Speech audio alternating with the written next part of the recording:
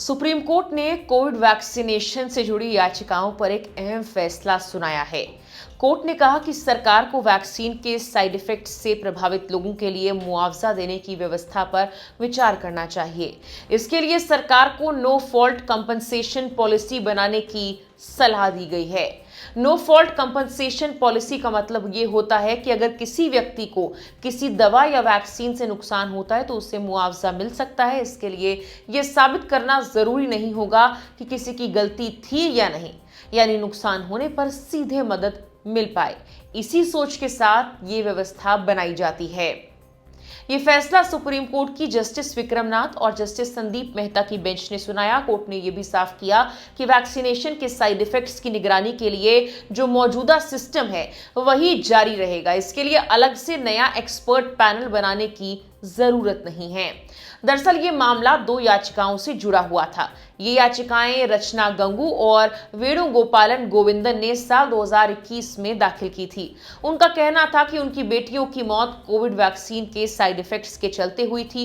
इसी मामले में कोर्ट ने सरकार से मुआवजा नीति पर विचार करने को कहा। सुप्रीम कोर्ट ने अपने आदेश में यह भी कहा कि वैक्सीन के साइड इफेक्ट से जुड़े आंकड़े समय समय पर सार्वजनिक किए जाने चाहिए ताकि लोगों को पूरी जानकारी मिलती रहे। साथ ही कोर्ट ने यह भी साफ किया कि इस नीति का मतलब ये नहीं होगा किसी व्यक्ति के दूसरे कानूनी अधिकार खत्म हो जाएंगे। अगर कोई व्यक्ति चाहे तो वो अलग से कानूनी रास्ता भी अपना सकता है। कोर्ट ने यह भी साफ किया कि अगर मुआवजा नीति बनाई जाती है तो इसका यह मतलब नहीं होगा कि सरकार या किसी दूसरी संस्थान ने अपनी गलती स्वीकार कर ली। ये सिर्फ प्रभावित लोगों को राहत देने की व्यवस्था होगी।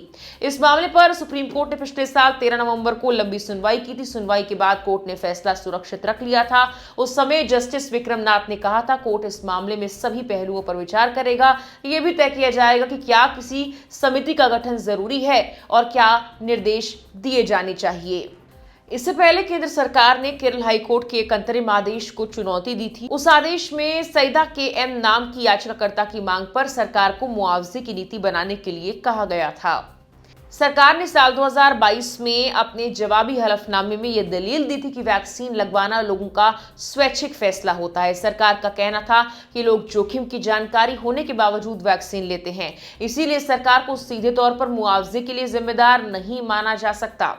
इस मामले में कुछ ऐसे दावे भी सामने आए थे जिनमें परिवारों ने वैक्सीन के बाद मौत का आरोप लगाया। एक मामला वेणुगोपाल गोविंदन की बेटी करुणैया का बताया गया। परिवार का कहना था जुलाई 2021 में कोविशील्ड वैक्सीन लेने के कुछ वक्त बाद उनकी बेटी की मौत हो गई। करुणैया के मामले में सरकार ने एक राष्ट्रीय समिति का गठन किया था। समिति ने जांच के बाद कहा था उपलब्ध सबूतों के आधार पर यह साबित नहीं होता कि मौत का कारण वैक्सीन ही थी। दूसरा मामला एक और परिवार का था जिसमें दावा किया गया कि उनकी बेटी को कोविड वैक्सीन लेने के बाद गंभीर स्वास्थ्य समस्या हुई। परिवार के अनुसार वैक्सीन लगवाने के कुछ दिनों बाद बच्ची को तेज बुखार और उल्टी की शिकायत हुई। जांच में ब्रेन में ब्लड क्लॉटिंग की बात सामने आई और बाद में उसकी मौत हो गई। परिवार का कहना था कि RTI के जरिए उन्हें पता चला कि बच्ची को थ्रोम्बोसिस विद थ्रोम्बोसाइटोपेनिया सिंड्रोम यानी TTS हुआ था। हालांकि वैज्ञानिक और सरकारी संस्थाओं की स्टडी इस मामले में अलग तस्वीर भी दिखाती है। Indian council of medical research यानी ICMR और national centre for disease control ने एक स्टडी में कहा था कि कोविड के बाद होने वाली अचानक मौतों का वैक्सीन से सीधा संबंध नहीं पाया गया। यह स्टडी 18 से 45 साल के लोगों में होने वाली अचानक मौतों पर आधारित थी। स्वास्थ्य मंत्रालय के मुताबिक भारत में इस्तेमाल हुई कोविड वैक्सीन सुरक्षित और प्रभावी पाई गई। गंभीर साइड इफेक्ट्स के मामले बहुत कम हैं। स्टडी में यह भी कहा गया कि अचानक मौत के पीछे कई और वजहें हो सकती है, जैसे जेनेटिक कारण, जीवन शैली, पहले से मौजूद बीमारियां या कोविड के बाद होने वाली जटिलताएं। भारत में कोविड के दौरान 2 प्रमुख वैक्सीन का इस्तेमाल हुआ था। भारत बायोटेक ने ICMR के साथ मिलकर कोवैक्सीन बनाई थी। वहीं सीरम इंस्टीट्यूट ऑफ इंडिया ने ब्रिटेन की फार्मा कंपनी एस्ट्राजेनेका के फॉर्मूले के आधार पर कोविशील्ड वैक्सीन तैयार की थी। अब सुप्रीम कोर्ट के इस फैसले के बाद सरकार को यह तय करना होगा कि क्या वैक्सीन के साइड इफेक्ट से प्रभावित लोगों के लिए मुआवजा देने की कोई नई नीति बनाई जाएगी या नहीं। आने वाले वक्त में इस पर सरकार का रुख क्या होता है, इस पर सबकी नजर बनी हुई है। फिलहाल के लिए इस वीडियो में इतना ही।